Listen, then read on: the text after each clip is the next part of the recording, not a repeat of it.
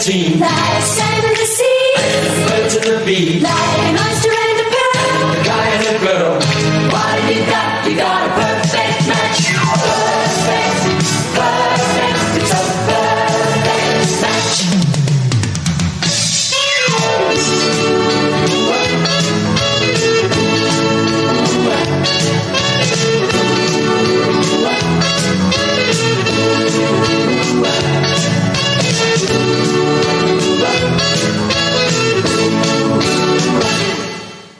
Hello. How you going, guys? What an exciting start to the show. Very exciting. Not what you were expecting, was it? That's what they call us, a perfect match Oh, do they really? in the podcast world, yes. Oh, All three of them. isn't No, that lovely? Yeah, it is lovely. Yeah. Simon and whoever else. No, I love that jingle. Tell us Yeah, about it's a what we're real doing rip today. Tonight, guys, Tonight, tonight show. We're talking all about Aussie game shows. Yeah, and this is In the brought to us 80s. by Julie, one of our Patreons, Jules. She thought of this idea Oh, fantastic. when we went away, and I went, I don't know, because most of the game shows come from overseas, but some of them don't, you know? Some of them don't. A lot of them are sort of like repurposed from overseas. But That's right. The funny thing about them all is because, like, especially when they're sort of having the contestants on, Aussies just have no media training whatsoever. No. In the 80s, it was so fucking beautiful because they were just, it's like they just walked off the street.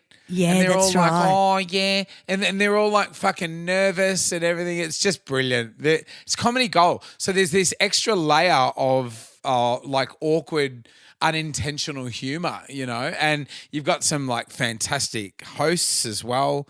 And I tend to think we did it a lot better. Oh, well, look, we do have a friendly personality and a bit laid back and sort of the thing I love about it was they're really all the same formula. They come out to the jingle, they run out like they've just had a J out the back and they're running around and blah, blah, blah. And then they introduce the crowd, like they get the crowd involved. Yeah. And that's because they get whipped interesting. up. They're on TV. That's right. They're that's losing right. their mind so you because could they're on TV. multiply. That's right. You could multiply the actual people watching.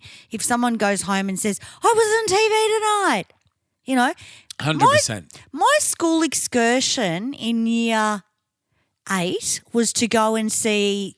I think it was the Sale of the Century live. Oh, kidding me. Yeah, it was great fun. Oh, my God. I would have lost my mind doing that. We went in high You must have been school. so excited. Well, I didn't know anything about it. I didn't know how it worked. So they were shot, and it wasn't even a film and video school. It was just a normal high school. We just went along and did Sale of the Century, and I'm pretty sure it was Tony Barber, and it was the greatest experience because you get to see behind the curtain. Fuck yeah. Yeah, where was that? It would have been Sale of the Century was 7, wasn't it? I think it was. Was it 9 or 7? It was somewhere in Richmond, maybe. I'm not sure. We'll Might have look been into 9. it. Might have been 9. Can't remember. But we went into the TV studio. Yeah, yeah. And in nice those one. days, they all had their own TV studios. Yeah, you yeah, know. for sure. Yeah. It wasn't just a room with, you know, it was just really well done. But really interesting to see a show being filmed. Things go wrong. But like you say, the contestants are really nervous. Yeah, yeah. And Aussies And they just are say that- really not good at it.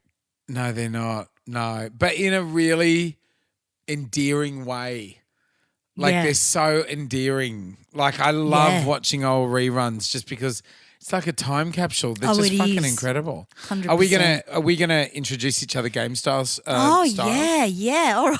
Game show Okay, style? no worries. Ladies and gentlemen, tonight on the show, he likes to teach children and he's great on the mic. It's Jay Jovi. Get away from her, you bitch!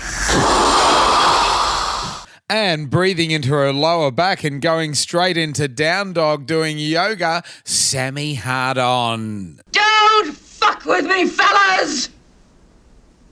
This ain't my first time at the rodeo. there'll There be you go. no swearing at yoga. That'll be for sure. There'll be no nothing. There'll be no nothing. Oh, lovely. Sounds all right. No, well, you know, I've done bar mitzvahs. I can be good. It'll be a different me. But I can't get – I've just got a little part-time job, guys, because gigs are just fading because of the way of the world, which I say about a million times. And I'm teaching Italy's yoga and I'm waiting for my last certificate to come through from my exam. And it hasn't come through and it's just disappeared. So I may not even be doing it. Who fucking knows? I don't know what that's about, but it's done, but I'm just waiting for it. And then I start doing the yoga thing with the kiddies and singing wiggle songs and all that stuff, which will be nice. A lot of musos That'll do be this. brilliant. You will actually love that. You will actually love that. I will love it because I don't have to go through the schools and get them out of their school rooms.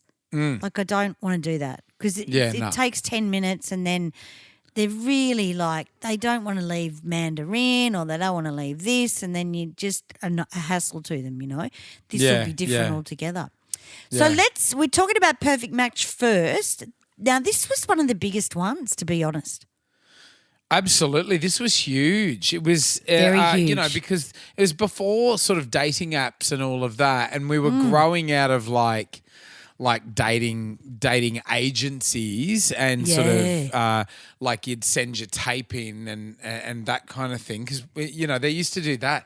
People used to film themselves doing an intro and send it into a dating agency. I think they still did that with this show though. They had to audition.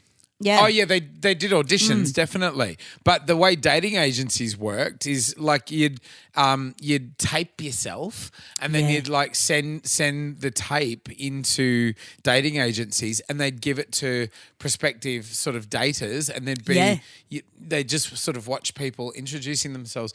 They're the most fucking awkward thing you've ever seen. Because like we said, no media training and it's like, oh, yeah, I'm fucking Brian and unemployed at the moment, but I'm looking for, you know, fucking all of that kind of shit. Yeah. And anyway, you know what? They weren't picking the people for this show that needed dates. They were picking people like Brian that would bring the people to fucking laugh at. Oh, 100%. You know what I mean? 100%. They didn't and they were just care. sort of, I reckon they were just getting mad rooters out of nightclubs. Yeah, that's true. I think it was all staged. I think you're right.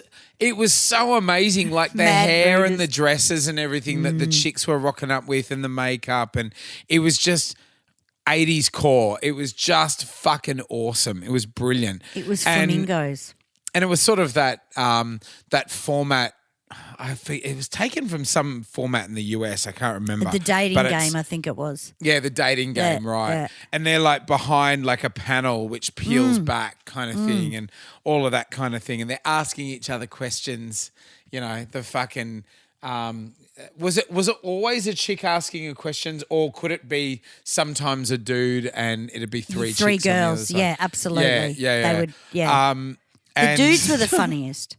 Yeah. And it's whoever like gave a stupid fucking, you know, whoever's had a sense of humour, who was like, you know, people give like sensible, boring as batshit answers. They're not going to get picked, you know. Yeah. And they'd send them off to fucking Daydream Island and stuff. And, yeah. The Gold Coast. yeah. Oh, my God. Yeah. But sometimes it'd be like, you know, we're sending you off to Bali. Yeah. They'd that get was sent off big. to fucking Bali. I'd lose Yeah. my mind. Absolutely. You know, and they'd probably just go over and shag for the weekend. That'd be great. Well, But that's right. Good old Greg Evans, who's these days is a celebrant. Yes. He's a so married he's still celebrant. living the dream. Yeah. Wow. Was Cameron Daddo for a little while at the very That's late right. 80s. I'm not sure why Greg left. I think it was over So money. Greggy was there. Yeah, maybe. Greg Evans was 1984 to 1986. Cameron Daddo was 1987 to 1988. So he wasn't there very long, Cameron Daddo. No, he was very popular. The Daddos were very popular. Oh, the but brothers, absolutely. yeah, but it just wasn't the same. Like he was actually Greg good. was Greg great. Evans. Greg Yeah. was great. Yeah. Now little short ass, and he always used to check He out was. the co-host boobs. Debbie Newsom, she was Yes. amazing. Tiffany Lamb, Yep. Didn't Tiffany Lamb do a Playboy spread? Could have. I think she did. I think she got her boobs out for someone. And Carrie Friend. Yeah. Carrie Friend was great. Tiny Carrie Friend, skinny little Gorgeous thing. chick. Yeah, gorgeous chick. You're looking at a Reg Grundy organisation, Network 10, the Reg Grundy organisation. Yeah. 2 to 3 million viewers nationally a night. Fucking hell. So you got to think in Australia at the time we probably only had 15 mil. Yeah. It's probably yeah. a lot Even of less, people. I'd say. Yeah, I reckon we have too. Yeah. Yeah. Yeah. It's Um, nearly now 30 now. It's nearly 30 million. Yeah, Yeah. right. Yeah. Jesus. Well, there you go. So let's just play. We want to show for some of the people overseas, they probably haven't heard Perfect Match before. So this is where they come in and they introduce a couple of people and the hosts. Here we go. Hello, I'm Brian Smith and I'd like to run the transport system. Hi, I'm Mark Dimmick and I want to meet a lady with loads of personality. And I'm Sam Biden and I want to rule the world and make it better. They're the first 3 contestants on Perfect Match. And now, here's the star of the show, Greg Evans.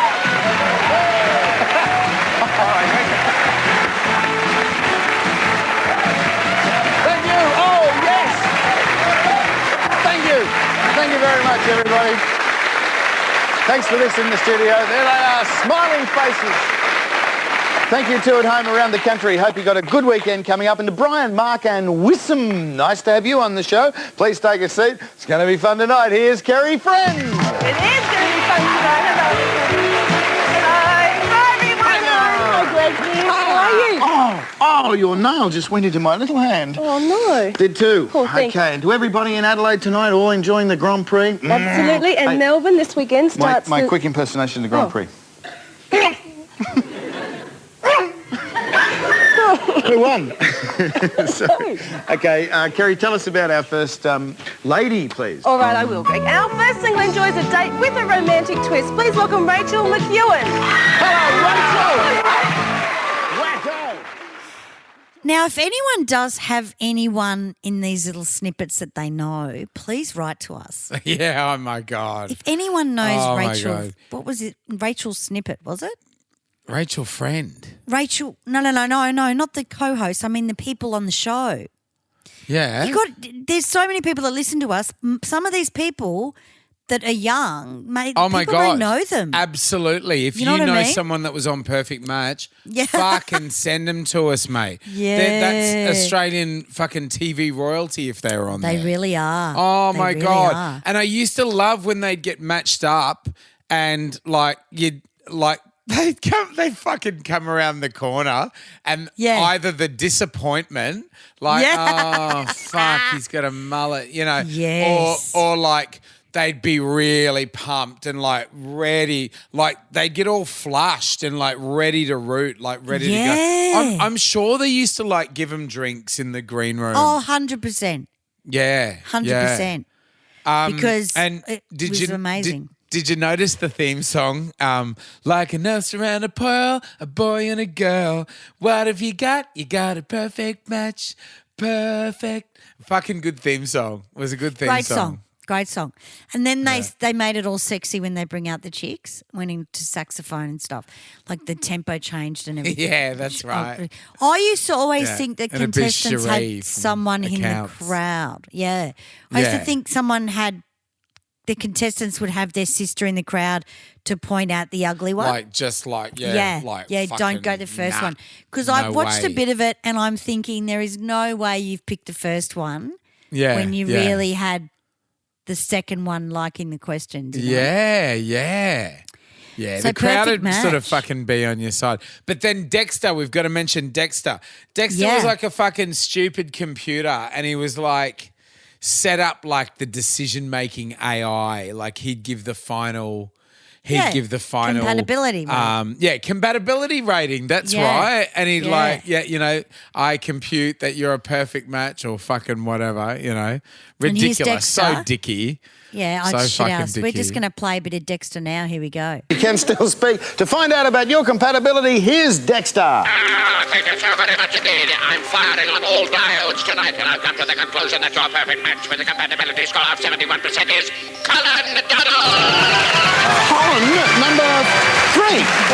Was your perfect match when you had no matches with? That's the way the ball bounces. That's the way the Easter egg bounces, isn't it? That's right. Never mind. I hope you get lots and lots of them on Sunday as well. Good night, Kerry and Dexter. Good night, mate. Good night, Kenny. Good night, everybody. Have a great, safe Easter. Yeah, there you go. Dexter, he Fucking was shit. shit. I didn't like him. No, it was the only bit that I didn't like as well. I was like, Yeah. why is that necessary? Yeah. It was on before the news, wasn't it? That's right, 5:30 till 6. Yeah, so Yeah. there would have been a bit of a kids element, and kids would have gone, even though the show really, I don't think was appropriate for kids. Like, it's No. fairly innocent, but for the 80s, there was so much fucking sexual innuendo and stuff. Yeah. I remember it like really clearly and getting all embarrassed and stuff. Yeah. Because it was so like Shit. like sexually fucking suggestive and everything. But it was really popular. There was even a fucking board game. They brought out a board game and that was massive the year it came out. It was one of the biggest sellers for Christmas that year. Yeah. And yeah, like enormous. But a lot of couples that did meet on the show stayed together and like got married with kids and stuff like that. Really? So, yeah, like we said, guys, if you do know somebody that met on Perfect Match, fucking send them our way, please. That's amazing. One of those couples that didn't work out were these two. Yeah, we did enjoy each other's company. I don't think it was a match made in heaven, but it was an interesting evening. Why are you sitting so far over on the couch, Anthony? I get the feeling you're about to fall off or something. I'm a bit worried about those studs, Greg. Oh, all right. On that note, we'll take a look at what they said when they returned from their date. We took these two aside separately. We started by asking them what they thought of each other physically. I got a bandy-legged, cross-eyed, knock-kneed specimen. I think the most embarrassing thing was being seen in public with her. Physically, I describe him as -50. I thought she was pretty weird. So what did they talk about on their date? Well, you know, we talked a lot about family, the usual sort of things, you know. It was unusual. I mean, I've never sat down to dinner and talked about break dancing and head spins and moonwalking and ghetto blasters before, so it was interesting in that way. Well, one of the reasons we got on so well is because we both put on a crazy front, and that's the way we normally are, so I guess... They put on a crazy front. Oh my God. Because She it was like a rap dancer, so it she was like came out. sort of cool to be quirky. So people used to sort of like lay on the Yeah. quirk just because Yeah. they thought it was going to be Aussies attractive. that are a bit and backwards stuff. still do that too. Aussies Yeah, that are they a bit- do. They You meet 'em still at do gigs. it. Yeah, you do. Yeah, they'll come up and You like do. fucking Yeah. tell you, oh, Yeah. you know, Oh, you're doing well. yeah, fucking, we've got a crazy in the family, and we're at the I have funeral too. on Monday. Yeah. We're at the funeral on Monday, and as the hearse is driving away from the for the last time, she's telling me all about how she'd do her funeral. And as it's driving away, she's going, yeah, I'm gonna have like water spraying out in front of my hearse, so there's a rainbow. Oh no! I'm just sort of like ignoring her, like, we'll wait for that to happen. Like now, we'll just fucking focus on this, will we? Oh, I know, couldn't believe right? it. I don't know about people. I love, like, I've got a relative that will walk into a restaurant and just stare at the waiter and go, yeah, you wouldn't have any of those oranges up your ass, would you? Oh, why do fucking people? Yeah, you know what I mean? It's like, just leave the fucking waiter alone. You don't Poor need cunts. to look into their eyes and find validation. Putting up with that shit. Yeah, he does it all the time. They don't Yeah. have to like you. Like, Oh, fucking anyway. hell. oh, don't worry about answering me. It's all right. Don't fucking yeah, worry. yeah. Nah, that's and all the right. dumb Yeah. girlfriend laughs, and it's like, you guys are fucked. You know, I'm not even fucking related. Surely not.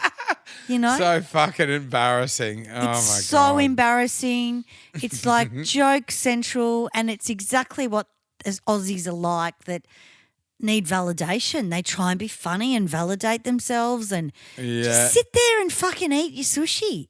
You know? Yeah. Very funny situation. You know what? Another thing that I loved about Perfect Match is it was fairly white.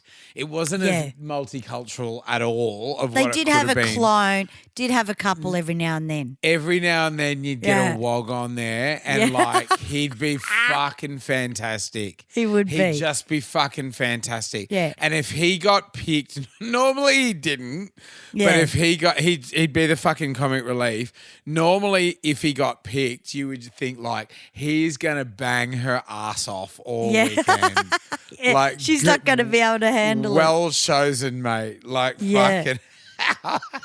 Because when you think about it, in the 80s, wogs were pretty scary. You knew you were going to get a good root out of a wog. Yeah, that's right. Yeah. It was a bit like that, and you just won't go there. You had to be quite brave because you knew that they were going to show right off. Must have been the dancing they did at fucking wedding functions. No, it was all, they smelt great. And they were fucking, they were just They dashing smelt and strong. naughty and they were. Yeah, they did. Yeah, They and they were smelt bullish. strong. Yeah, You know, they're bullish. but they fell in love pretty easily. Yeah, they did. You know. Yeah, they put on the big thing, you know, fucking and then all of a sudden they're ringing you 20 times a day. Yeah, I've had a lot of wogs do that to me. Do you love me or not? Yeah. I just ring you an hour ago. Where you been? Yeah. What do you mean? What are you doing? What do you mean you went to the gym? Who did you see at the gym? someone else? Yeah. You seen someone else? Be honest. I've been in that situation, man. And it's like, I fuck, know. dude, you just rang me. Oh, that's right. Yeah. You just rang me 10 times today. Yeah. You know? Yeah. Which Mate, is fucking welcome to my life. Anyway, now things don't go always the right way. I remember this happening on live TV. Greg Evans had a bit of a fall. You know how they come running out like they've got some firecracker up their ass? Yeah. Everyone did it. And he comes out this time and he does a fall. And I'm pretty sure I remember this happening. It's pretty funny. Here we go. What have you got? You got a perfect match. Yes, it's Perfect Match, and now welcome the star of our show, Greg Evans.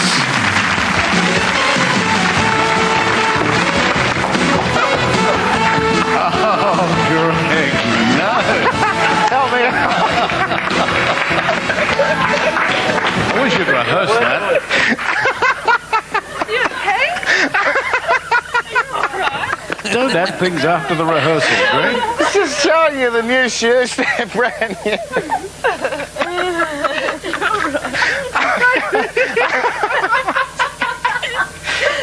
What a way to start. God. Nadia! Bring a file out here, please. Bring a file out here to file his shoes so they're not slippery. He fell straight on his front, on his ass. It was pretty funny. I remember that happening a couple of times to some of the hosts because they come out so fast and the carpet makes your feet slip, you know? Yeah, exactly. Everyone. Like the next bloke, he used to come out like a fucking idiot. Shall we move on to the next one? Yeah. Now, the next show we're looking at is this one. Can this museum curator from New South Wales or this teacher from Western Australia stop Marketing Officer Greg Taggy from winning the cars and all the prizes for a total of $145,397? Tonight, we're offering a $16,000 antique bedroom furniture setting, a $24,000 Outback Adventure, the new Nissan Navara TI Dual Cab and Pulsar Triple S, and a cash jackpot of $110,000. All on the world's richest quiz, Sale of the Century. And now here's the star of the show, Glenn Reg. Thank you very much. Hello, everyone. Thanks, Peter. How are you? Hello. There you go. Sale of the Century. Another. Oh, fuck. Yeah, they used to gallop out. Old mate Glenn Ridge would take over in the 90s. We had Tony Barber. Barber in the 80s, and he was absolutely massive. Yeah, he was. And it was him and Elise Platt the whole way through. Yeah, I love Elise. I think, was there somebody before Elise? I remember a brunette. Yeah, she was from the Restless Years, I think. She was an actress. A brunette. Yeah, Elise was later in the fact. Yeah. Oh, God, I can't remember. Delvine Delaney was on before Elise. Yeah, and then there she was was. Victoria Nichols. Victoria who I Nichols think is was the brunette. She was, absolutely. Yeah, 100%. Yeah. Victoria Nichols. And they were all And she was very well gorgeous. known. Oh, yeah, she was. They were all lovely. Yeah. Elise it was is a great fucking chick. good gig. Yeah. It was a great gig. Well, that's to right. be one of those chicks, one of those co-hosts. And the models. Even the models got fantastic paid. gig. Oh, the yeah, they were shitload. doing well. Doug of the Yeah. Century. I knew Doug. They're doing well. Doug for years. Yeah, you knew one, yeah? Yeah, Dougie, yeah. We used to Yeah. call him Doug of the Century. Doug Penty, his name was. Just had to remember his name. So Doug and I used to go out for drinks at the Imperial in South Yarra. And we used to call him Doug of the Century. I didn't start I used to that work name. there. Yeah. Well, you right. probably worked there when I was there. Yeah, You never yeah. know. Oh, my God. Was there Yeah. bands in there when you were there at the Imperial? Mostly DJs. Okay. Oh, maybe They did a you were big later refurb. on. Yeah, right. They did a big refurb, and I came in after the refurb. Elise Platt was fucking huge. Was she? Delvine Delaney was really big because she was famously with Strop, who was Paul Hogan's sidekick. Yeah. And so that she was like kind of part of TV royalty. Yeah, that's right. Very, very popular. But Elise Platt was huge as well. She Yeah. was sort of singer and actress as well, yeah. And you, Well, she did the you used to Restless hang out with Years. her. Yeah, I did. Yeah. She did the Restless Years, and she used to be in the Restless Years, I think, the sister-in-law of the twins. But yeah, you find that the regurgitation of these artists came out of like a Prisoner or Restless Years or sorry, Yeah. Elise Platt was Sons and Daughters. My apologies. Sons and Daughters, is that right? Sons and Daughters. Didn't she die in something? I remember she died on something. I don't know if it was Sons and Daughters, but I think it was a telly movie. And it was Maybe. like harrowing for me as a kid. Right. Because it was like I couldn't handle her because we used to watch Sale all the time. Yeah. I think Sale was after the news. Yeah, right. And Sale was a Yeah, big 7 deal. o'clock. Yeah. Yeah. Sale was a big deal. Even though the prizes were just shit, they used to have a big jackpot, remember? Yeah, the They'd have like car. a big cash jackpot and all of that kind of shit. And there was a level of prestige because it was sort of like, it was trivia. That's It was right. basically trivia. Yeah. And you had to be knowledgeable. And I remember, what was his name? That guy from the 80s, and he had a really good run. And they ended up offering him a job as one of the writers because like to write the questions and stuff. Because back in those days they would have to be written. Yeah, that's Like, right. they There was couldn't no al- chat They couldn't GBT. fucking Yeah. look it up online or whatever. So they'd have to write the questions and fact check everything. Of course. What was his name? That guy, famously on Sale of the Century, one of the contestants, and he was unbeatable. He was fucking incredible. So you and mean people he were losing won? their nut? Yeah.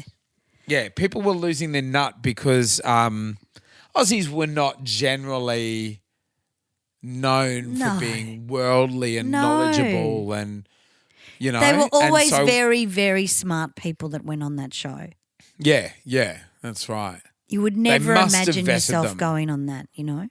Yeah, they must have vetted them because they just seemed competitive on the show. It Yeah, just actually yeah. seemed like they'd been through a couple of heats before. Well, there was and you were a seeing, carryover champ that stayed on the Yes, show that's for right. 3 or 4 That's weeks. right. Let's just have a Yeah. listen to this, though. This is Sale of the Century, the welcome for them. And you'll get, I mean, look, every country had this, but this was our one in Australia. Conduct matters this evening and to talk about how we're going to do all this and everything, would you please welcome our French mistress, Elise Platt. You can be French mistress. Oh, I'd like to be. Hello. Hey. Hello. Well, Hi. as I said, Elise, Yes. this is the third in a series. Approximately 30 schools from each state were randomly selected and asked to put forward their best 3-year 12 students for audition. Our production team then went around Australia and conducted strenuous auditions. Including free Grundy lunches at all the different bistros. And out of those auditions, we have our finest of, how many is it? 12. It's the cream of Australia's youth. Ready? 6 heats, 2 semi-finals, and then the best of 10 for the final series. It'll be a fantastic month, won't it, dear? It will be very, very, very, very good. Have you got the first 3 victims there for me? Bright kids. Yes, I have. Our first contestant is a student at Nudgee College from Castledean, Queensland. Please welcome Lawrence Muir. And our second contestant is a Year 12 student at Seymour College, Adelaide, in South Australia. Let's welcome Mirren Waters. There's only 2 girls, actually, in the series. And our third contestant studies at Geelong Grammar School from Geelong, Victoria. Please welcome Justin Christensen. There you go. So these kids are much better in front of the camera because they're not worried about what other people are going to think about them. Yeah, like right. The oldies went on and they knew their friends were going to see them on TV. TV's such a strange medium where people get so excited about being on TV. Oh, my God. And it was very, very rare in Australia to appear on TV. It was a big deal. Yeah. That's right. Yeah. Absolutely. We just saw the same old sort of people. I liked Tony Barber and I loved Elise Platt. She was beautiful. Tiny little guy. Yeah. Tiny little guy. Bit creepy, very energetic. Very. He was just very good at this. Like, it was a breeze. He had so much charisma. He was like sort of Grant Denyer, but likable. Yeah. Do you find, I mean, I'm going to ask everyone, you can write in and tell me this. I think you get to a certain age, because Jules and I went away for a couple of days. We always do every 6 months just to go away and have spas and stuff. And we ended up watching Grant Denyer. Maybe we didn't. We watched 3 game shows before dinner. Is it something you do when you get older? Or do you think, I don't know, I'm starting to think. It's like magazine television, you know? It's like magazine television. You can flick through as you're fucking sitting on the train. It's, you know what I mean? It's sort of. Yeah, you can do shit to it. Yeah, you're right. Engaging or as passive as you like. That's right, because you could have a conversation with someone and you wouldn't miss anything.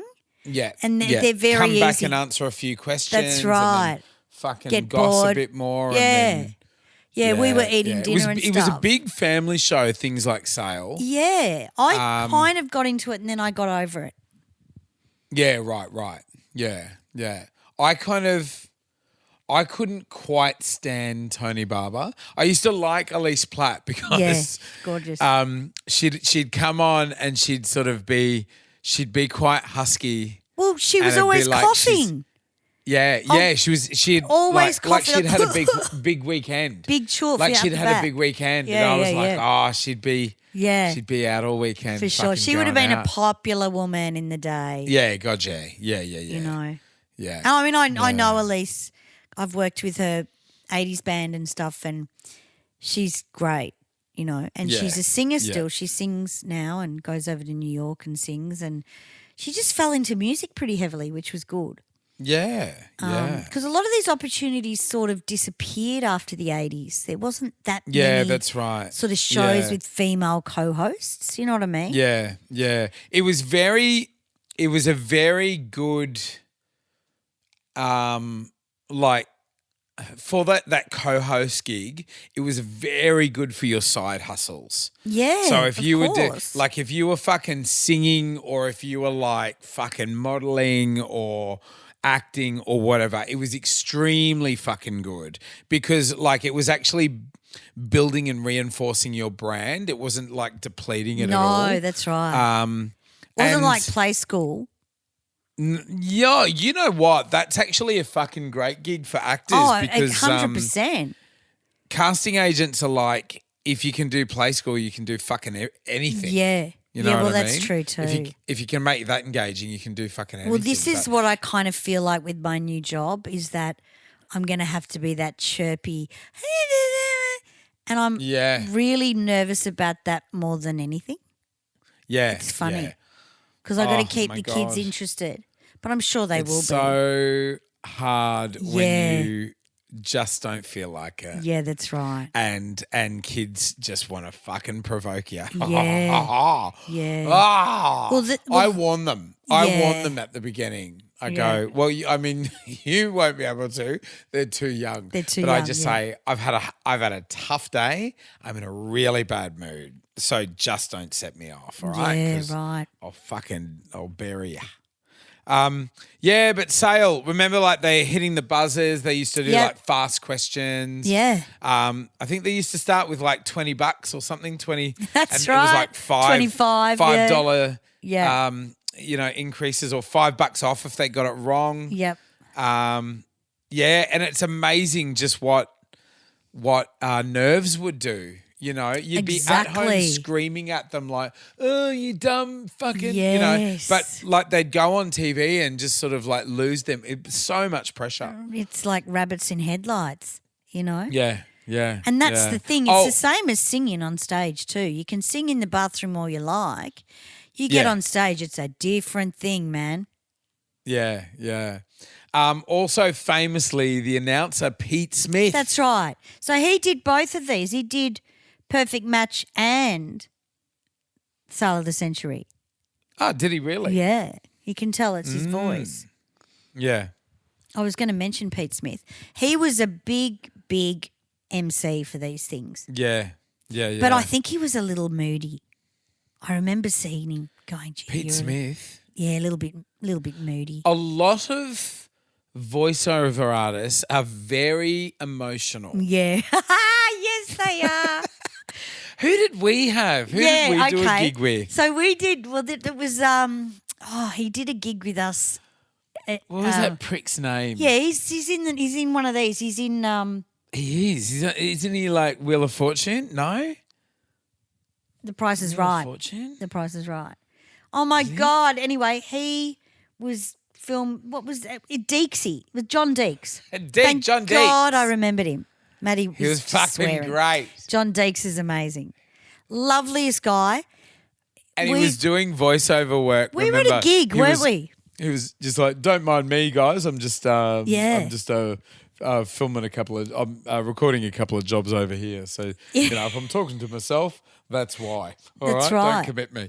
And he'd sort of he'd go off, and he was he was doing one for Flight Centre. Oh yeah, yeah, And yeah. it was like, Flight Centre now doing fantastic specials to Toronto, Canada. It's a good special, eh? Ah, you fucking cunt. You fucking got it wrong. Yeah. So fuck. We were and he'd like laughing. he'd beat himself up. He'd like Yeah. fall out of character and like really, really horribly beat himself up. And it was so fucking funny. Yeah. It was just the best thing ever. Because they're meant to be. Sometimes your brain just can't go there, you know. But John Deeks, we met at a gig with Rewind 80's, and I went up to him and I said, "Johnny, do you remember us from Rewind 80's?" And he goes, "Oh, yeah," because he came up to us and had a chat. So it wasn't long after that where we saw him do his thing out the back at one of our other gigs. Was it Mooney Yeah. Valley or something? Mooney Valley, Yeah. yeah. And I Hilarious. told him a joke that I made up, a one-liner that I made up, and he fucking died with laughter. And it Really? was it was what do you call a Greek necrophiliac? Costa fucked a carcass. Oh my God. It's so stupid. He would have loved it. He fucking lost it. Deeksy, But he was yeah. great. He's like, you know, He's a lovely guy. flights for the next month to Canada. Tell me all about it. Oh, you fucking cunt. You fucking, it's not even fucking funny. You fucking stupid old. Like beating himself up Yeah. and all the takes that didn't Yeah. work. Yeah, well, that's so right. fucking funny. And the thing is, you can just scrape them now. You don't even have to keep them. You know, like Yeah, it's a lot yeah. easier to do that stuff. But yeah, I think he was recording there. But so it's Salad Sanctuary. We have had enough of that one, but that was awesome. Now this one's the one that Maddie loves, and every boy, every family used to watch this on a Sunday night. I think it was. I'll just play the intro. Here we go. In the distance you can hear the sound of a cheer and the laugh and the roar of a crowd. And you can feel the expectation and the wild jubilation as they're shouting the winner's names aloud. 'Cause it's the greatest game in town. And it's the craziest fun around. It's a knockout, that's the name. It's a knockout, that's the game. It's a knockout, that's the name of the game. Limit coming up. Let's get our first event underway once again. Here's our referee, Wayne Pearce. Teams ready for the red. Right, away they go. Let's tell you about the red team firstly. Cronulla, Warwick Kidd is over there together with Ross Hendry, and making it a little difficult for him putting that detergent on the ramp is Bronwyn Listman from South Australia. Just sliding back there for the blue team is Stephen Shaw. He'll be followed by Wally Shallow. And the girl putting the water on for that team is Diane Bonnicky from Cronulla. Alrighty, St Lucia, Queensland. Dean Warner and Stephen Monks are in action and making the jump top. See, now I'll have to explain this scenario, but we will put it in our notes. It's a whole lot of people dressed as magpies running up a fucking big foam bloody, I don't know, right? Or in a massive fucking blown up ball. Or Exactly. Like, it was the weirdest fucking shit. And it was hard stuff.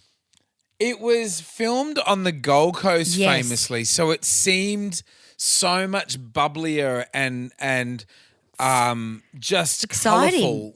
Yeah, oh, it was so fucking good. Yeah. Because it always seemed hot up there as well. So if you were watching from sort of Melbourne and Sydney and stuff, it was just fucking fantastic. It was just such light TV. Yeah. And I think, wasn't it Saturday night? Sunday night, I think, from memory. Was it Sunday 6:30, night? Yeah. It was Because quite an event. It was I remember thinking to myself, this is the last thing I'm going to watch until I go to bed, and then I've got school the next day. Yeah, and that that's was right. always Yeah. disappointing. Like you love Yeah, the show yeah. and you really, but you thought more about the fact that this is the end of the weekend. It was Yeah, interesting. it's like sort of at the end of a holiday kind of thing. Yeah. That same kind of melancholy feeling. Yeah, exactly. I remember. It was Billy J. Smith Yes. and Fiona McDonald. Yeah. Fiona McDonald was Jackie McDonald's sister. That's Jackie right. McDonald from Hey Hey. Yes. And they were like Queensland royalty. Mm.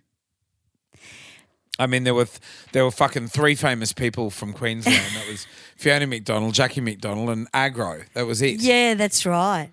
Pretty much. And I mean, Yeah. Billy J. Smith reminds me of a young Paul Murray. It's Oh, yeah, right. hilarious. I keep looking at him going, that's fucking Paul Murray. Same voice, same look, big Yeah. dude with fucking, one eye up, one eye down. Looks Yeah, like yeah. he's just about to cark it, but he keeps going. I don't know. Just a bit of a character. But It's interesting like somebody you'd meet down at characters. the pub. Yeah. Oh, yeah, that had a boat. That had a boat. Can you remember? Yes, definitely. Can you remember they used to fucking Billy and Fiona used to get around because it was on a massive fucking playing field. Yeah. Like they'd have to fucking wrestle through Wasn't mud. it on one or of the they'd have to fucking theme parks? I'm pretty sure it was on what became Movie World. I Right, could be yeah. wrong. Yeah. But I'm pretty sure it was one of those massive fucking grounds there. Was it Dream World or Movie World? Don't know. Can't remember. Maddie will know, but Yeah. you don't get that excitement anymore. Like that No. excitement of knowing you don't know where they are and you aspire to get there one day with your family. Now they had all the states in different colours as well. So They did. They did. Queensland was yellow. there was like New South Wales, Victoria, South Australia, I believe. And Yeah. they're all like fucking different. Yeah. Same all t-shirts. fucking different colours. Yeah. Yeah. And it was so exciting. And were they different places of work?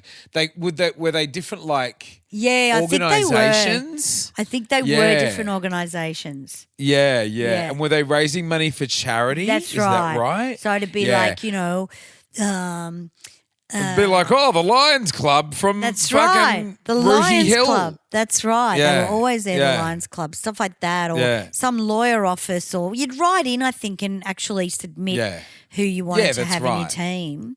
So you Yeah, had to be pretty yeah. close. But the thing about the show was every week had a different surprise competitive thing, Oh, so yeah. this one that I just put on was that they dressed up like a bloody crow and they were going up a steep hill and they have to get over that. Then they have to do something else. And it was like pretty exciting to watch because they had to be really fit. Yeah, they did. You know? They had to be really fit. So there was a bit of a perv as well. Well, they had the cheerleader chicks with their asses out, Yes. Yep. So Dad loved that. Dad loved it. Look at that chick in Yeah. her fucking, Yeah, bloody she can come back. Exactly. and Granddad loved it as well. Yeah. So Billy and Fiona would get around on a fucking golf buggy. Can you remember that? That's and they'd right. fucking roll up in the golf Yeah. buggy. And there Yeah. was a fucking mascot dog called Combat the Dog who was like a fucking English sheepdog or Yeah, some that's shit. right. And he'd be there like he was the fucking Aussie ostrich. Fucking, Yeah. what does he think? And he was What does he real. think? Oh, Yeah. fucking ridiculous. Can you remember there was a game and the chick used to have to hop away as fucking Frankenstein's monster would run out after her, and he was like a massive big monster, and Vaguely. they'd play fucking doo-doo-do-do. Oh, Can you remember that? Boing, Can you boing. remember that? Yeah. That used to scare the fucking shit out of me. Really? And it Yeah, was that's some notoriously shit. really difficult. Yeah, yeah. That he'd always catch them and probably fucking. Well, we all I did the won't fucking egg on spoon races at school. We knew it wasn't easy. Yeah. I mean, if I yeah. didn't smash a million eggs doing an egg on spoon Egg on race, spoon. right? Fucking egg on spoon. Remember that?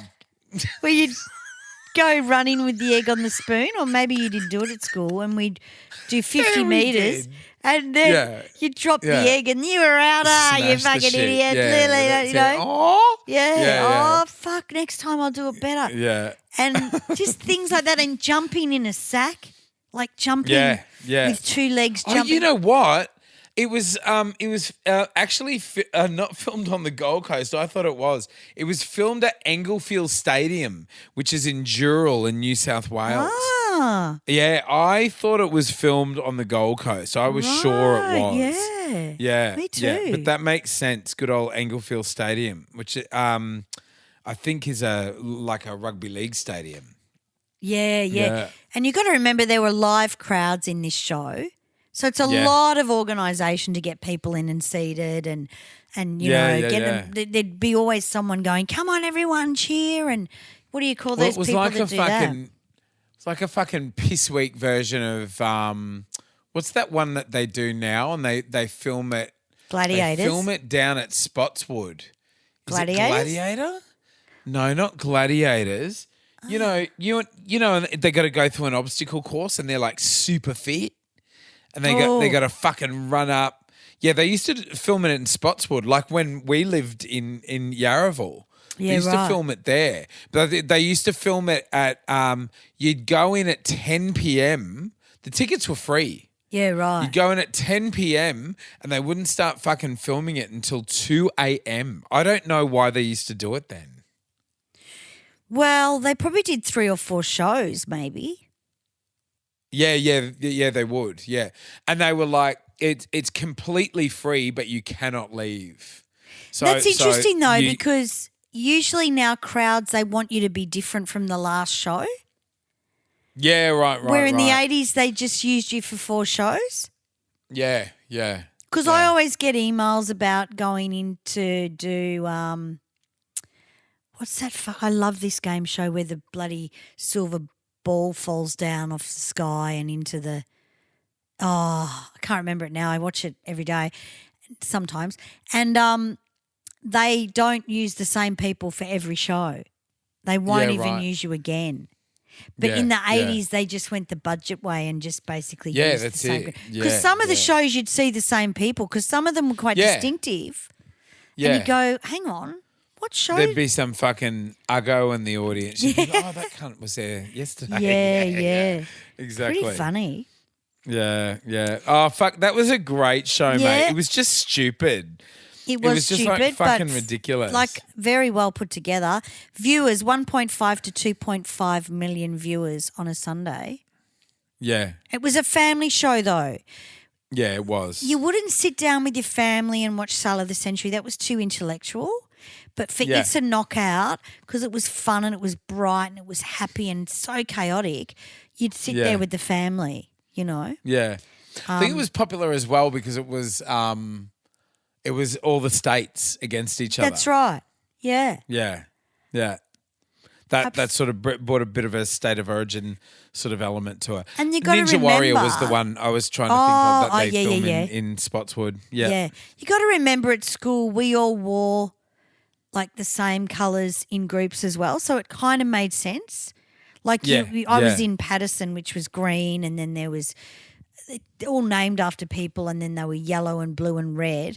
And it sort of made sense that you were watching this show that you did that at school when you did sports as well. Yeah. And you all, because you could find each other and stuff. But incredible show. It's a knockout. But yeah, check out. We'll put some notes with these shows in. Billy J. Smith is very Pete Murray. Yeah. Gotcha. It's hilarious. And now the fourth one that we're going to look at. Do I have this one? Yes, I do. Here we go.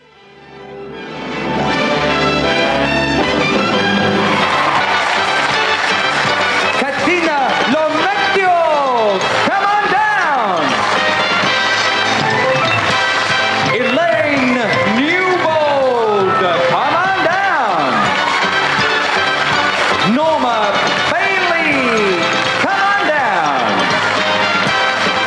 Pauline Martin, come on down. You're the first four contestants on the new Price is Right. And now, here's the star of the new Price is Right, Ian Turby! Oh, listen, don't you look lovely tonight? Do indeed. A rather quiet audience has joined us here tonight in the studio. I hope you're nice and quiet at home, sit back, relaxing, ready for half an hour of fun and games. How are you all? Non Jamali, Pauline, nice to see you. And good luck to you. Norma, same to you. Elaine, welcome. And Pinky, and she's in the pink. I wish you all luck. Here's our carryover champ. It's Betty Sampson. Come on, give her a big welcome now. Does anyone know Betty Sampson? Maybe. I used to work with Ian Turpey's niece. Right. I like She's his voice a lot. Fucking slut. I hate her. Really? What? Oh, Yeah, I won't go heard into there it. was a bit of a niecey problem. He could with be a him. bit funny, couldn't he? He could be a bit sort of diva-ish, couldn't he? Well, like you say, Perhaps. they're very different outside of this stuff. Because they've got to be up all the time. Could you imagine just being up all the time? And fucking suffering fools all the time. Oh, that's right. You know, like they come back with some fucking spastic thing. Yeah, that's right. And you've got to be like, oh, you know, someone's a bit confused. But it was called The New Price is Right because it was taken from the American That's kind right. of show, which I think did air in Australia.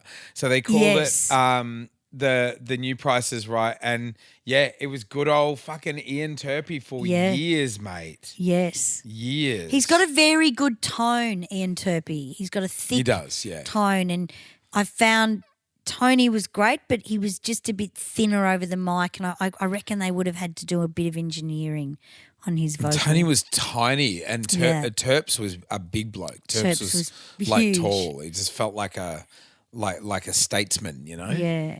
So I kind of toyed with being a Price is Right chick and doing the whole arm movement. Yeah, I thought that was cool. Instead of doing anything Adriana else. Xenadez. Yeah, I didn't want to be Adriana because I couldn't spell. But I wouldn't be able to find the letters in time. I'm definitely dyslexic.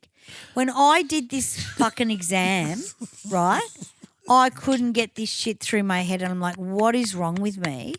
Anyway, turned on there's a button, a dyslexia button you can switch on a website now. Oh. Yeah, on the Department of Education. Oh, press that, babe. I pressed it and I understood every word. Yeah. It was just not confusing the fuck out of me. Yeah. But yeah, I would never have been Wheel of Fortune chick, but Price is Right. Ian Turpie was awesome. He did it for a long, long time. Yeah. And he was very popular. And they he all sort of would do fucking Wheel of Fortune as well. That's he was right. very popular with game shows. Yeah, and they were given a lot of money to do this stuff. Yeah. Now, what was the main premise of The Price is Right? They had to guess the price of products. That's right. Yeah, and you had to be the audience would be closest like, to the going price. too high, like go lower. It was a big like audience fucking participation one. Exactly. Yeah. Yeah. So they make your starting sure. price. Yeah. I'm not and they'd sure. always film the fucking like the indecision. Oh, I don't know. I'm not sure. And it'd always be like a fucking microwave or some an some iron. luggage or some shit. Yeah, that's right. Yeah, an iron. An iron.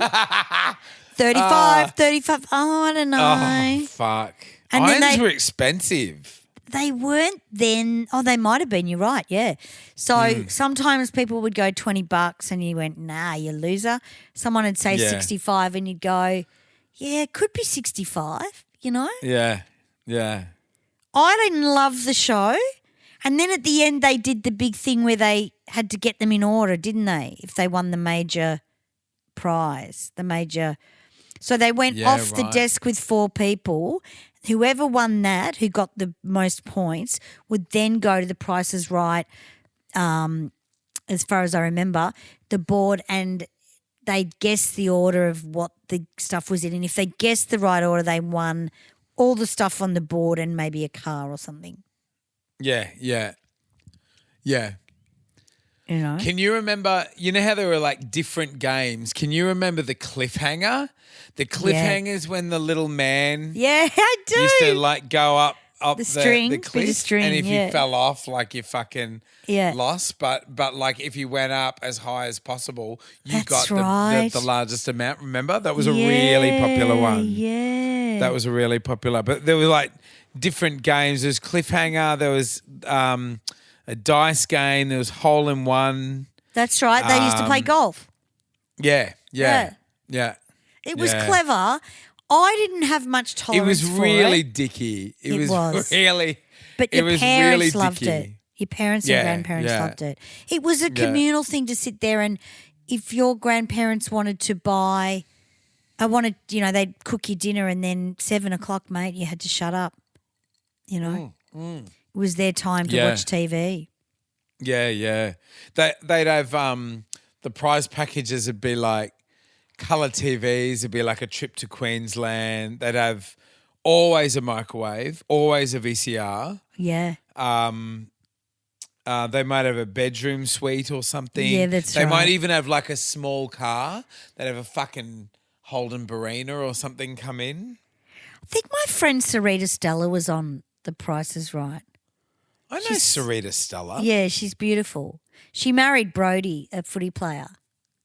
And she's a really good... Oh, Brodie Grundy. Yeah, Brody. From Collingwood. Maybe. From Collingwood, From I'm pretty Collingwood. sure. Yeah, they've got Sarita kids and Brodie. Yeah, so I think they're in the West. They live in the West somewhere. I don't know, but she I'm pretty sure still they does do. stuff now. Yeah. And they've been married for Gorgeous years, chick, man. yeah? Oh, great. Awesome. Gorgeous chick. Because I used to work with Bill. Bill used to shoot her photos. Yeah. And Sarita Stella would come in and she was gorgeous. She still is, though. And she's Yeah, not that no, old, she but she's is. got 3 kids or something. Yeah. I like watching her on Instagram, and I think Fuck, where did she start? I think it was The Price is Right. Yeah. I think Sarita yeah. Stella was like one of the babies on there. She was like 18 right, or something. And then, of Yeah. course, you saw a lot of footy players go after these chicks. Yeah. They were Oh, always yeah, with a footy yeah. player. Yeah, they're a gorgeous couple, and they're fucking they're a hilarious couple as well. Yeah. They should be on TV. Yeah, they're amazing. Together They should get them on doing like The Block or something. They're, Yeah, well, they're really Brody good. really loves her. And Yeah. she really loves him, but he shows it a bit more. Like, it's interesting. Yeah. And the kids have all grown up now. And I remember meeting her. She hadn't even had the first kid. Mate, they would have been. They were big. They were big on the scene. They used to go out clubbing a lot. Yeah. They used to lot. do they used to do all the nightclubs but that was the Yeah. thing about these models. You were kind of cool in Melbourne if you were a Price is Right model or a Sale of the Century model. You were given the keys to the city almost. Yeah, that's right. If you walked into a Yeah. pub, people used to stare at you and It was a big deal because you Big were kind deal. of you didn't do if you were a co-host, you didn't do enough where the audience wanted more of you. Yeah. And so you were like a little bit enigmatic, like you were a little bit like of a mystery. Yeah, so they that's you were, You were yeah. kind of unattainable. That's what I'm getting at. Exactly. You were unattainable. And Well, they you would never come spoke. on just looking fucking gorgeous. Yeah, barely speak. Just No, like, never "Oh, spoke." Tony. Yeah. You know, like yeah. And not "No, you even like can't." if you heard them ask one of the models something, it was really rare, but they just Yeah. used the whole pointing out the dishwasher and, put their arm in the air like a ballerina and they were kind of seen as modelling royalty, really. Yeah, gotcha. Yeah. The stunning girls, all of them. Absolutely. Yeah. Or yeah. Chadwick's Good. models, maybe. Yeah. But they had personality. They all had just a beautiful energy. They were lovely and they were approachable as well. They were never like stuck up bitches. Absolutely. They were approachable. Anne-Marie because if they Cooksley- were stuck up, it would not have worked. No. If the public hated them, it would not have worked. They had to be like Delvine Delaney, who was like an Aussie goddess, but like you could have walked up to her at the airport and had a chat or whatever, Yeah, that's right. And that's the Yeah. thing we do miss with personalities now is that especially the new influencers, you go up and ask them a question or you go and say, hi, not that I do. I hear them complain about it on TikTok like, oh, look, if I'm at the airport and I'm with my boyfriend, don't come up and talk to me. Oh, That's fuck the off. bad behaviour of what that wasn't done in the 80s. In the 80s, Mate, you you were should be lovely. fucking sucking your fans' cock. Like they're the reason are you've got eating. a career. You know what I Exactly. mean? Like That's be right. gracious. Exactly. Like for a moment. Like you're making that person's fucking decade. You Yeah, know? that's They'll- right. They will tell people for the rest of their life about Exactly. meeting you. Well, But if we you're are. a Look at us fucking now. prick, yeah, Right? yeah, yes. If We're you're a talking about- fucking prick, I still remember going up to Paul Hogan at the airport, actually, at Okay. Sydney Airport as a Of course. kid. Yeah. And I think I was in Sydney fucking at the end of high school auditioning to get into drama school. Yep. And who do I see at the fucking airport but Paul Hogan, who was just Wow. like the hugest fucking movie star at the time. Yeah. And he was with Linda Kozlowski, and I went up, was like, Paul, can I have an autograph? And right before I asked him, though, he could see me like going like Oh, this, shit. and he like went, fuck off. You're Like kidding. round to Linda like this. Oh, that's a And I- typical Paul, can I have fucking a-" male. Yeah, he just like fucking did it out, handed it back to me. You're kidding. I still remember the fuck off. Yeah. Of course. Didn't stop me. Yeah, Yeah. but the thing is, Paul Hogan was banging bloody Linda.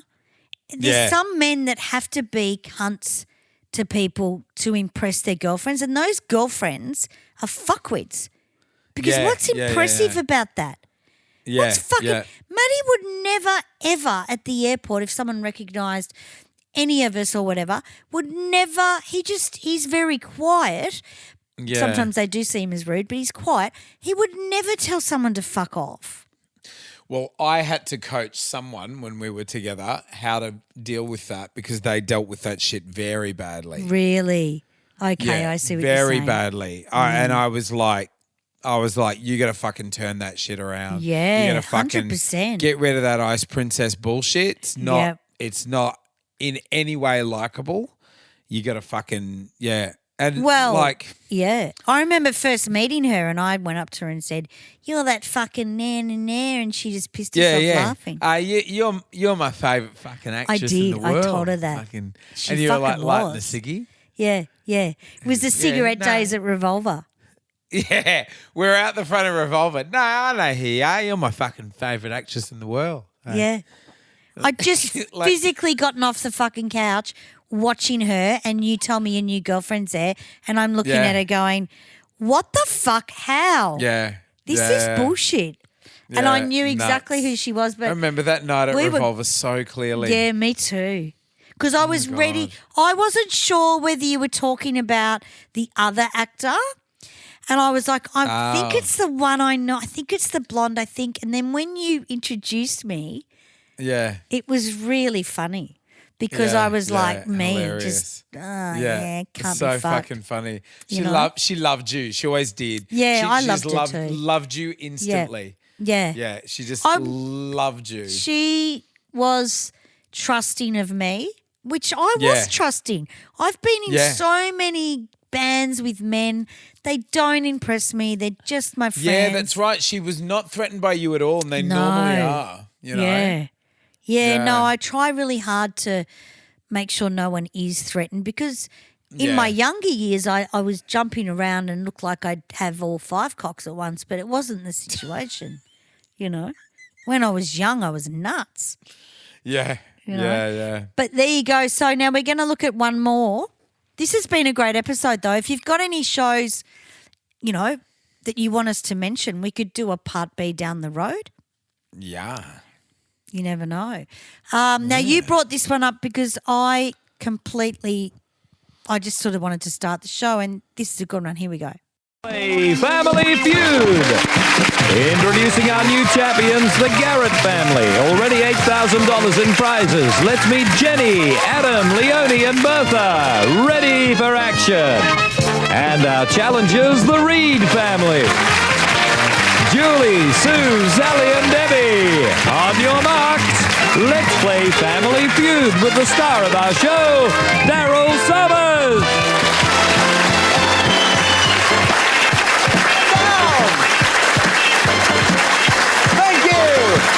Thank you very much.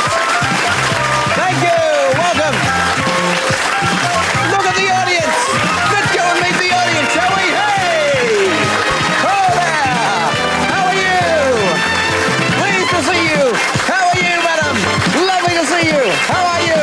You're so vibrant. I love you there. Lovely. Good to see you. Wow. Hello there. Oh, fantastic. Oh, what an audience. Oh. Wow. Okay, that's all we've got time for. Bye. Oh, hey. Ooh, my Mike. There we are then. Having met the audience, I think we should say hi to everyone at home and now hi to our champion family over this side. Do you welcome the Garrett family? Jenny, how are you? Oh, good, thank you. Would you like to meet the audience, Jen? Here we go. No, we're not. No time. We've killed the audience lights. They can all calm down now. Over that side. How are you? Very well, thank you, This Daryl. is good. Would you like to introduce the family? Yes, my daughter Leonie, my mother Bertha, and my son Adam. Welcome. You might get a chance to meet the audience later on. Nice mob, actually. Yeah, how many millionaires in our audience? Only a couple. Yeah, I don't know if there'd be any millionaires. Daryl Summers, of course. Oh, Daggy Daryl. It was originally Tony Barber from 78 to 80 and then Daryl for the 80s. And John Blackman, our friend and now dearly departed John Blackman. Who we did a show with. I'm just going to find out what number that is in case you want to have a listen because it was such a good interview with good old Johnny Blackman. It was brilliant. We had Rest a lot in of peace, fun John with John. Blackman. That's not that is us, but I'm just Yeah. trying to think. But, 174. Hey, it's John 174. Blackman. Yeah, episode Fantastic. 174. Great little. We had a great time with John Blackman talking about his we life really and did. stuff. And it wasn't long This after was the sort fact. of. It was like two teams against each other.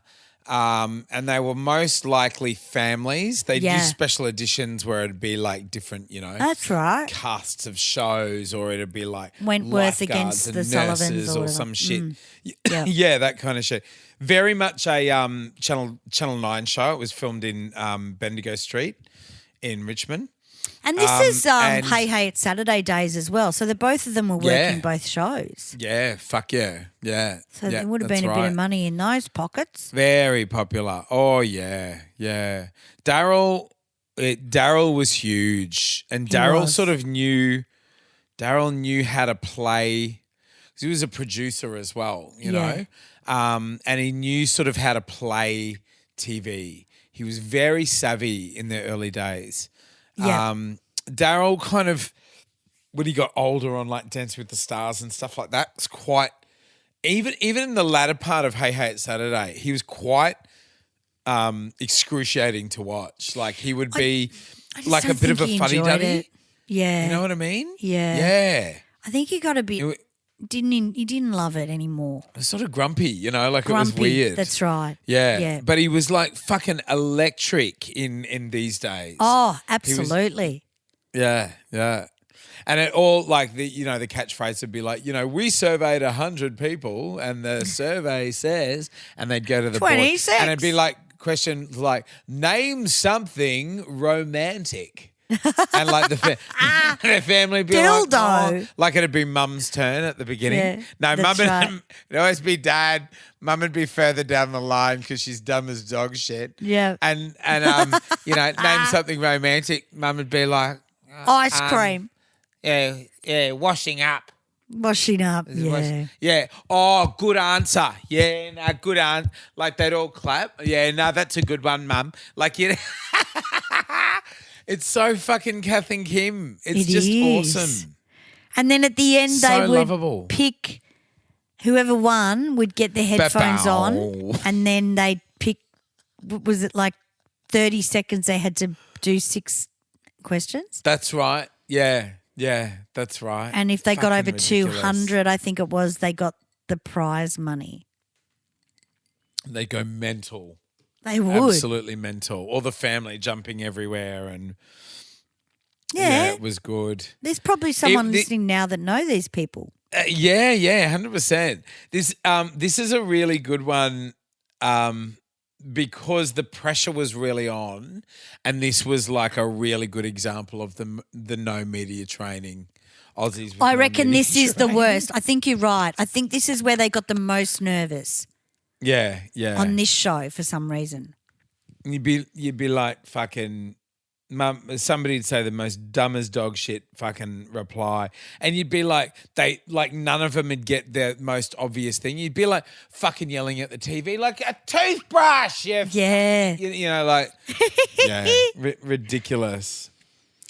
Name 5 Ridiculous. fruits. Such a good show. Hey? Name 5 fruits that start with T. Yeah. Tangerine. Name a famous bridge. Shit So like it was that. just dumb shit, but you needed Yeah. to get the right amount to get over the line. Yeah. Name a famous bridge. Mum would say fucking Westgate. Not London Bridge, not Yeah, Sydney yeah. Harbour Bridge, not fucking Brooklyn Bridge. Yeah. The Mighty Murray. The Mighty Murray? The one, the Murray Bridge. Murray Bridge in Adelaide. So good. Yeah, there you go. But these were the shows, they were big in the 80s. We'd do our homework, we'd sit down and watch them.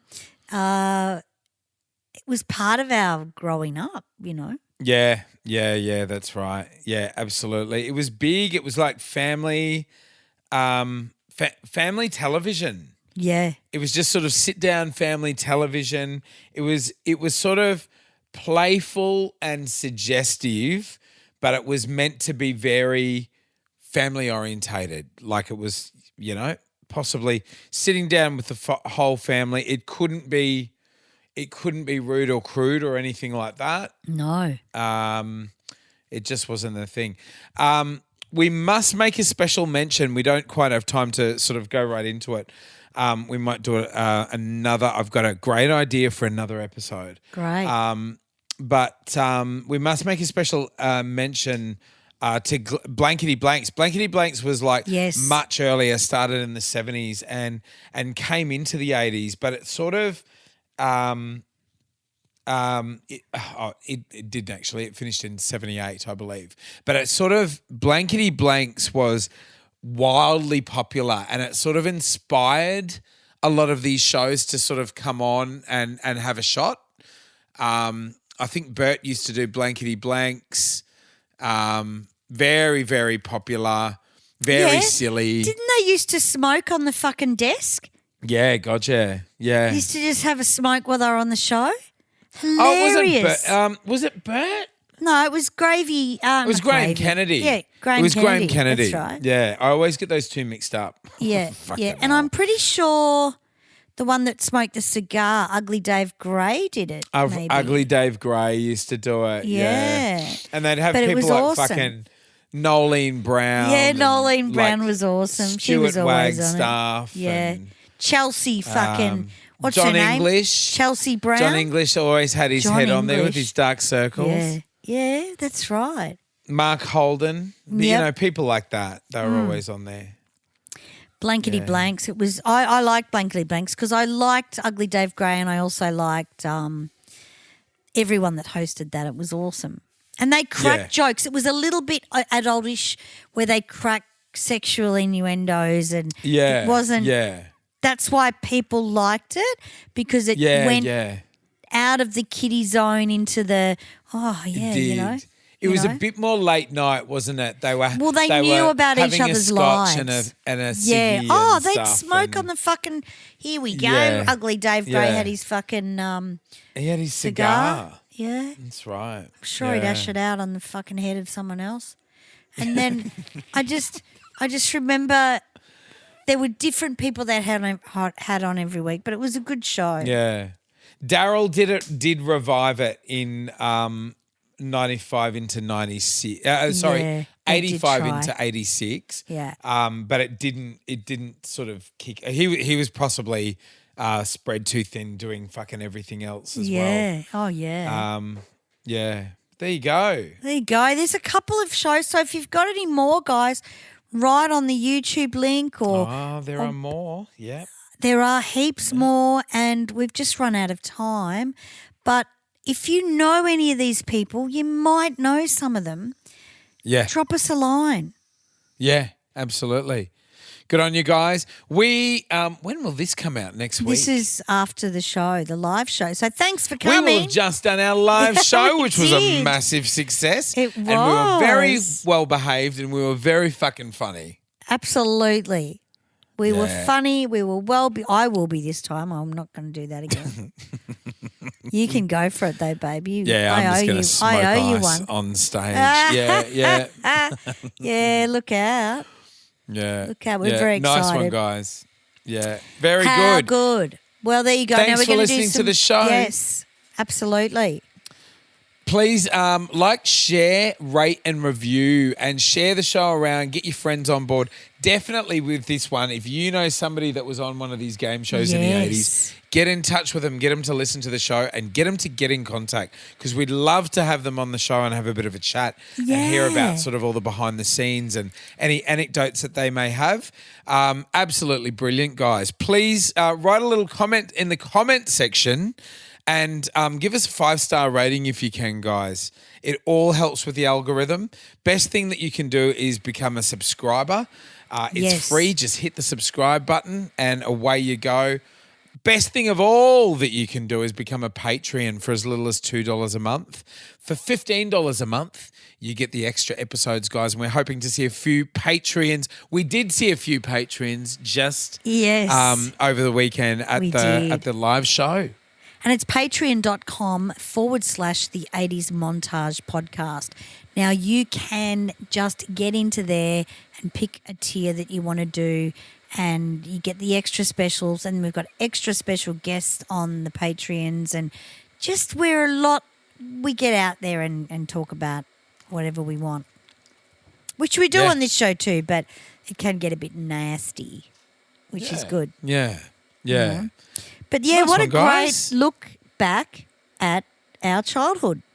Yeah, the game shows. Yeah, this would have brought back a lot of memories for a lot of people, I imagine. Yeah, a lot of Yeah. these people probably wouldn't be alive, especially not so much the kids on Sale of the Century, but I mean, I know there'd be a few oldies on there that you might know someone that won a trip to Gold Coast from Perfect Match. You never know.